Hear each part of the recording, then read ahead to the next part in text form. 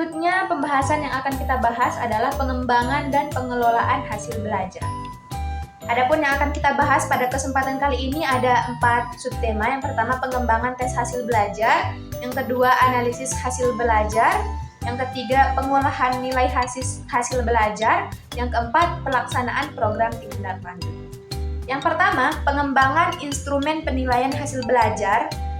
Langkah-langkah yang perlu ditempuh dalam pengembangan tes hasil belajar yaitu meliputi yang pertama, pembuatan tabel spesifikasi, yang kedua, merumuskan indikator, yang ketiga, merumuskan soal, yang keempat, melakukan uji soal, yang kelima, melakukan analisis butir soal, yang keenam, memperbaiki soal, yang ketujuh, melaksanakan tes, dan yang terakhir, menafsirkan hasil tes.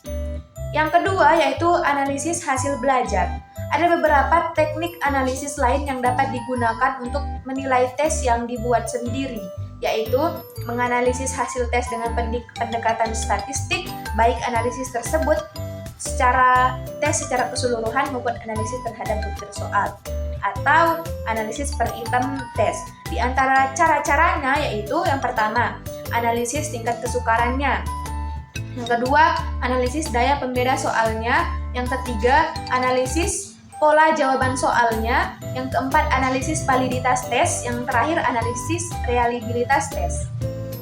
Yang ketiga yaitu pengelolaan nilai hasil belajar. Pemberian skor dan nilai terhadap alat evaluasi tes. Alat evaluasi tes digunakan untuk menilai kompetensi siswa pada aspek kognitif dan sebagian pada psikomotoriknya siswa. Yang selanjutnya yaitu pelaksanaan program tindak lanjut seperti yang meliputi yang pertama, program remedial. Program remedial adalah program tindak lanjut dari kegiatan evaluasi hasil belajar terhadap peserta didik yang menunjukkan kegagalan mencapai KKM dalam bentuk pemberian tindakan pembelajaran perbaikan karena diasumsikan mengalami kesulitan belajar. Yang kedua, pelaksanaan program remedial itu sendiri. Prinsip-prinsip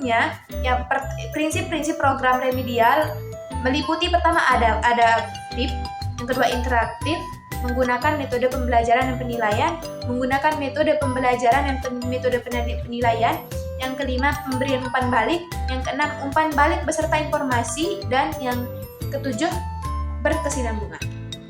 Adapun langkah-langkah program remedial itu sendiri, yang pertama menganalisis kebutuhan, yang kedua menyusun perencanaan, yang ketiga melaksanakan program, yang keempat melaksanakan penilaian, yang terakhir menetapkan nilai.